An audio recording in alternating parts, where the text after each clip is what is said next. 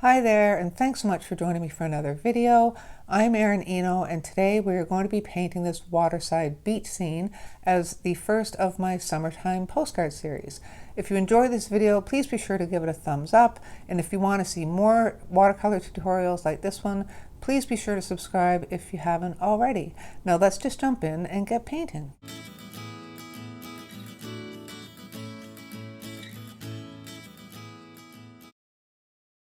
Today I'm going to be using my Baohong Academy cold press watercolor paper. It's 140 pound, 100% cotton. I have my Royal Talons Van Gogh paints in my palette, a jar of water, and a paper towel. You will also need a facial tissue for making the clouds, because I find that paper towels are just a little too stiff for that. I have 4 brushes I'm going to be using today. I have a Curry's size 10 round in their 2500 series. I have a size 6 round in their 2400 series.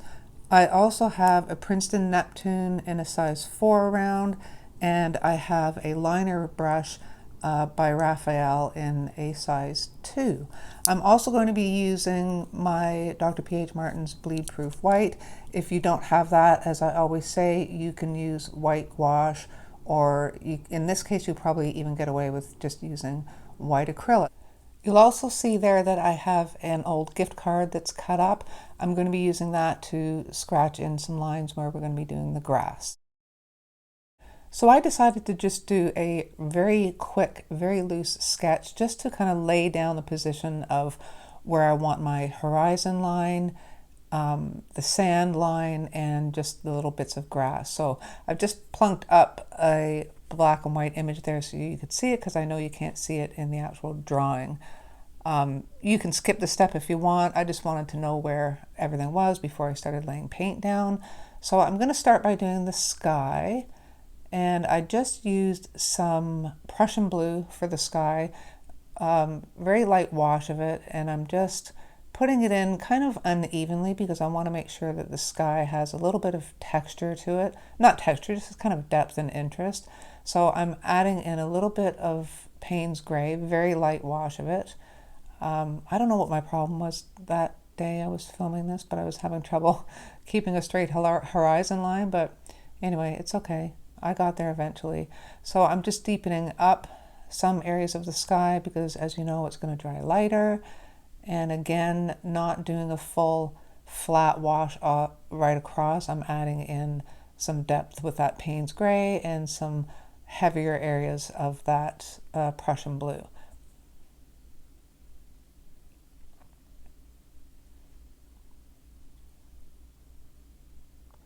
Now, before this dries, I go in with my facial tissue, which I'm just going to kind of ball up and just tap in some light fluffy clouds. So just do this kind of sparingly, make sure that you're not overdoing it. I wanted enough clouds, but I didn't want them like, you know, really in your face, but I ended up actually getting the soft kind of fluffy look that I wanted. And to add a little bit more depth to the sky, I just mixed up some more of that Prussian blue with the Payne's Gray, and here I am trying to straighten out that horizon line again. I got there eventually though, so it's all good.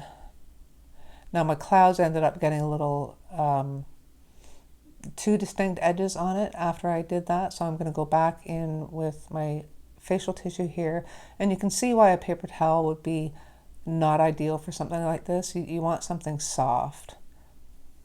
So I was pretty happy with the clouds, but I wanted to have a little bit of depth in them, so I went in with a little bit of that Payne's Gray. I still had a little bit of blue on my brush, which worked out well, so I'm just putting in some kind of haphazard curves and stuff, and then I'm rinsing off my brush, tapping it off on my paper towel, and just blending those shadows out.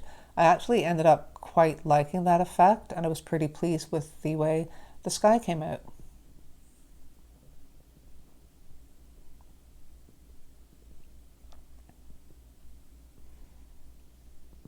There I'm just softening up a couple of rough edges that were kind of bothering me a bit, and just doing some final touches. A little bit more blue. That was a little much, so I just picked it up not a big problem.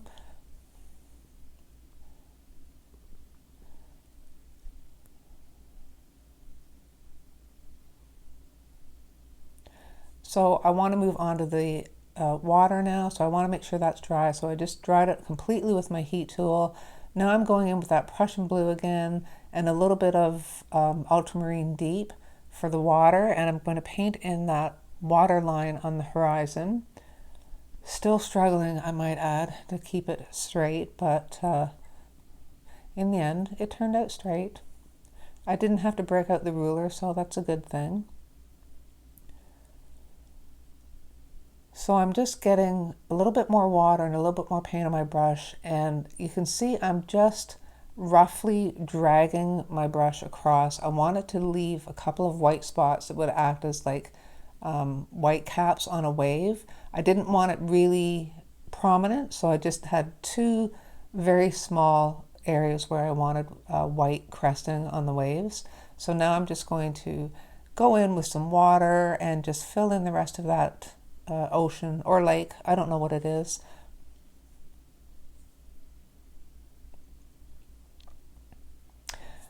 Now, because I know I'm going to be putting grass in here, I wanted to scrape up some lines with the sharp corner of my gift card. Unfortunately, it was a little too dry on the left-hand side. I was able to pull some up on the right-hand side, however, so it worked out well over there. Now I'm just darkening that horizon line with a bit more of that Prussian blue and ultramarine deep. I think I may have even put in some indigo in this one at that point. Yeah, I did end up putting in some indigo. I just wanted to darken up that horizon line. You'll see at the end, I think at the very end of my painting, I think overall the water did end up being a little darker than I wanted it to be. So go a little more sparingly than I have done here, but it still works either way. So now, because I've re-wet the water, I wanted to see if I could scrape in a few more kind of wave lines. They're not really prominent. I don't know how well they show up here, but I was able to pull out a few more lines just to pick up some more waves. Now I'm just touching up the water edge there. The sand line was a little rough, and you'll notice that I did go in with my heat tool and completely dry that water before I go in now, and I'm going to do the sand. For the sand, I started off with a mixture of raw umber and light oxide red, and I'm just going to go in with a light to medium wash, I guess, and just start putting in where I have the sand indicated. I'm also going over the area where I have the rock in place, because that rock is also going to have some kind of warm earthy tones to it. So you'll see that I'm not doing a flat wash again. I'm making it a little darker along the top just to give it some depth and, you know, make them look kind of like sand dunes. So I'm not doing perfectly even washes. And then I'm even going to go back in and just tap in a little more pigment just to get depth in some areas. Now I'm adding in some burnt sienna, which is a little redder, and I'm just tapping in just to add a little shape and texture to that sand. I've also gone in and just added a touch of sepia as well. So basically I'm just adding different browns and warm earthy tones. You just don't want your sand to look flat. So now I'm going in and adding more red with that light oxide red. And then I'm picking up a little bit of pigment where I just felt I had just gone a little too overboard with it. So just play around with this. It can have a lighter highlight along the top edge, assuming that the sun is hitting it, but I wanted to do it dark because I was getting that kind of weird overlap where the water was. So now I'm going in with the Prussian blue again, and I just want to touch that bottom edge there where it hits the sand and fix that kind of solid overlap line. It's kind of unfortunate because I had to go over the entire body of water again, and it ended up being a little darker than I would like. And if you have to do that, just kind of paint around those scrape marks that you have for the grass. Leave as much of those white scrapings as you can. So now I'm going in with some Payne's Gray, and I'm just putting a little shadow under those white crests of water just to give them some depth. It's not a real, hyper realistic painting, but it just really helps if you'd add little hints of shading and shadows. So then I wanted that completely dry. So now we can go in and start on the grass. And I'm going to be using a mixture of sap green and olive green. I also want some yellows in there, so I'm going to be using some yellow ochre, which is a semi-opaque yellow, which is actually good if you're doing grasses. And again, I'm going to use those mixtures of browns. So I'm going to start with my liner brush, and I'm just dabbing in some greens and browns just at the very base of the grass, just to get them anchored in so I know where I'm going to be starting from with my grass. Okay, and it's going to be quite dark there because that's going to be all in the shade, and the base of the clump is going to be tighter and denser. So now I'm going to start, and I'm just going to take my liner brush, and I'm using that yellow ochre as opaque as I can, and I'm trying to stay on top of those light scrape marks that I made so the yellow will stand out. And if it doesn't kind of pop as much as I like, which it didn't, that's where your white paint is going to come in handy at the end, and we're going to touch it up with that till we get it pretty. So as I say, start from yellow to your greens to your browns. Just start light to dark, okay? And don't overdo it. It's very easy to overdo it with the dark colors once you get in there, and then ends up looking really flat. So because these two colors are wet, I'm going to continue on with the yellow and the green. I think I put in a little bit of brown, I'm not sure. Yeah, and a little bit of the lighter brown tones. But I don't do all the grass at this point. I'm going to let that dry, because if you just keep adding paint, it's just going to start to bleed into each other and to start to go flat and muddy. So while that's drying, I'm going to move on to the rock. I really need to practice how to do rocks, but I'm basically just tapping in some color and dragging it around, just trying to get some shapes pulled out of there.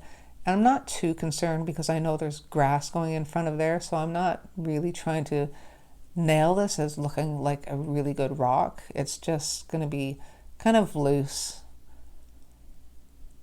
and haphazard, really. So I'm putting in some really deep tones there just to give that rock a lot of kind of jagged shapes. And then I'm going to go in, I'm actually using the sepia, sorry, I don't know if I said indigo or not. So I'm just wetting the edges here just to let it kind of bleed out a bit. I thought I overdid it, so I went in with my brush and just picked up a little bit of that pigment because I thought I had just overdone it just a little bit.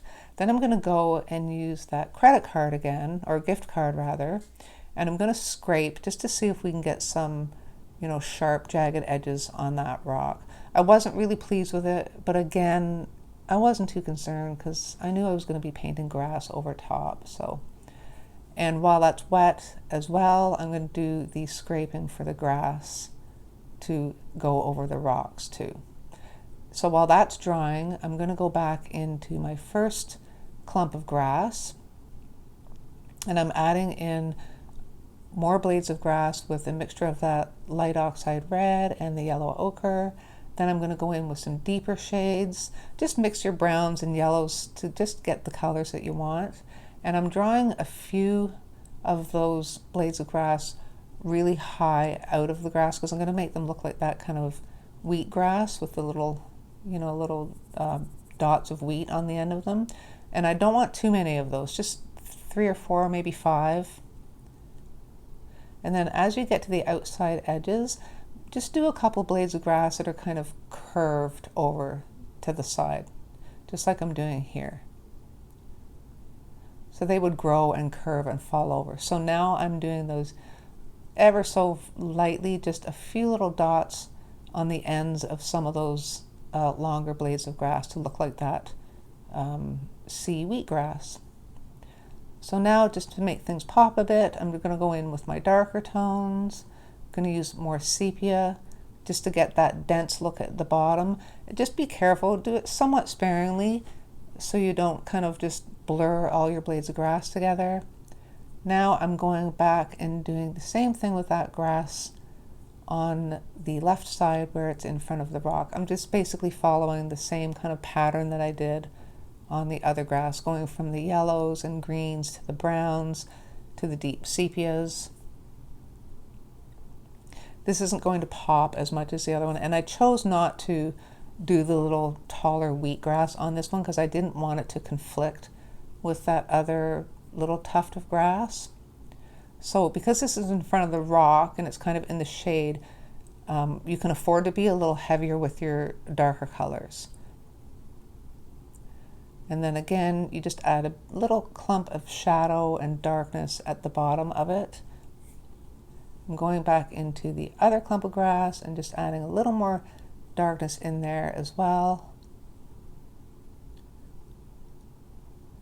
Now I wanted to just add a little bit of color on that left side of that grass, just to make it look like it's pushed up kind of a clump of sand, just to give it a little kind of raised texture.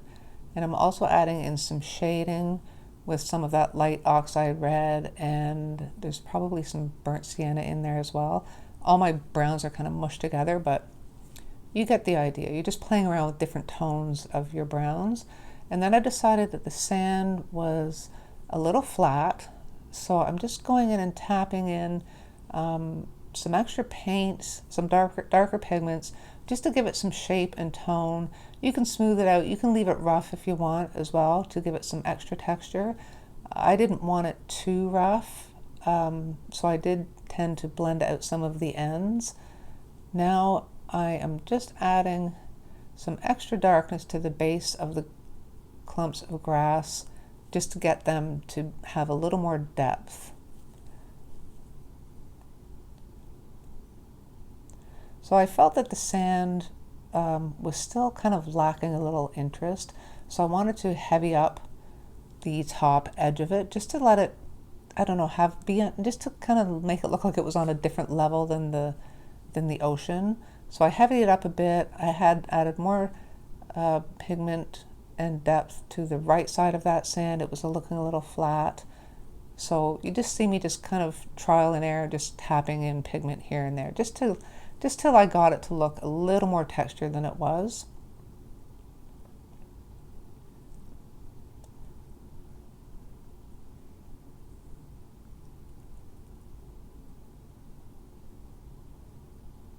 And I'm just lifting a bit there because I kind of figured that the light would be hitting that and it would have a little bit of lightness at the top of that little mound. Then I noticed that there was a little bit of a gap between the tape edge and my paper, and I had to fill that in. So I had to add even more pigment, which did flatten it out a bit, but it still works. It's still okay. So now I'm going in and I'm starting the shadow. You'll notice that I had my heat tool there, so the grass is completely dry before I go in and do this, and the sand is completely dry. So I'm just using a watered down Payne's Gray, and I'm kind of trying to mimic the curves in the grass blades to the best of my ability. It doesn't have to be perfect. Looking at this when it was done, I think it might have been more effective if I did the shadow even further to the right, just to make it look like the sun was hitting it from lower on the horizon line, and I think the shadow would have been just a little bit more effective had it been kind of pushed to the right a little bit, but it still works. And you can do this as all one tone, okay, because it's going to automatically be darker where it's beneath that grass, but as it hits out, as it creeps out into the sand, it's just going to be that kind of solid light gray. You don't have to worry about fussing with tones or values there because the shadow will be basically one value of that gray.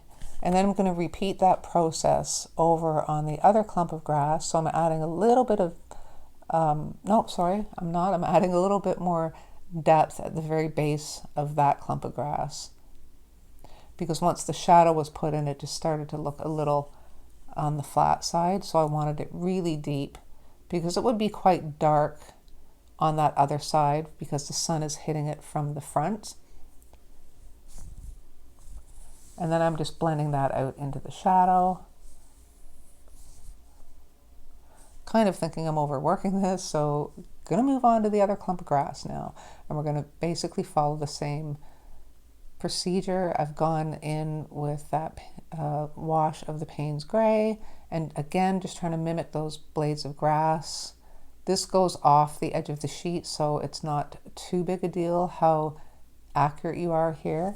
And to marry that shadow up with the base of the grass, I'm just going in with more Payne's Gray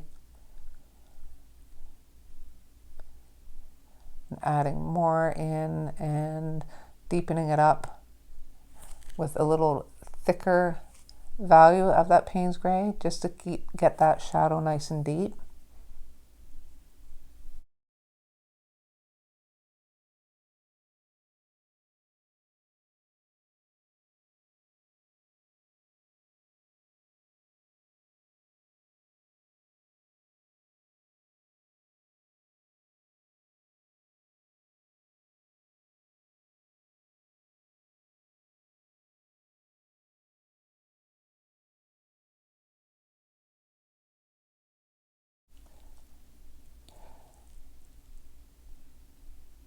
So now I'm just going to use the Payne's Gray and put a little flock of seagulls in there. Now when you do your seagulls, don't do them black. They'll be way too prominent if you just go in with solid black. That's why the Payne's Gray is quite nice. I'm using my liner brush to make sure I'm not putting down a ton of water. Okay, and when you do this, ideally put an odd number of birds in, and then I'm slightly changing the angles of them as well. I don't want them all flying at the same angle. And then as I go further out, I'm imagining that the birds are further away, so I'm doing them smaller and I'm doing them lighter. So I'm tapping up a little bit of that pigment with my paper towel. For the two birds in the very foreground, I'm just going in with a little bit of Payne's Gray, just touching up the very bottom of them, not the full shape, just where their bodies would be, and it just gives them a little bit of depth. So now that the birds are in place, I've decided that the grass is a little flat and it definitely will need some white. So I'm not mixing it really thick, and I'm going to use my liner brush, and I just want little hints of white. So you'll see when I go in, I don't do full blades of grass. I just do them in kind of broken blades, okay? And it's just a little bit, just to kind of give the idea that the sun's kind of just hitting and kind of glistening off of a few blades. I don't want to overdo it. It's just to give a little bit of pop and a little bit of definition and texture to those blades of grass. It's very easy to overdo this, so just do a little bit at a time and step back and look at it. That one was a little heavy, but I was able to get most of it up with my paper towel. Okay, so you'll see how I'm just doing those broken blades of grass. And it's just enough to kind of add a little more interest and texture to the little tufts of grass. How many times can I say grass? A lot. So that's it. Now we're going to peel off the tape and see what it looks like. And there you go. There is your seaside beach scene. I hope you guys enjoyed this tutorial and that you found it helpful. And if you do this tutorial and you're on Instagram, please be sure to share and tag me so I can have a look. And I want to thank you so much for joining me, and I hope you will tune in for the next postcard in the series. Take care. That's it for now, and I will see you next time.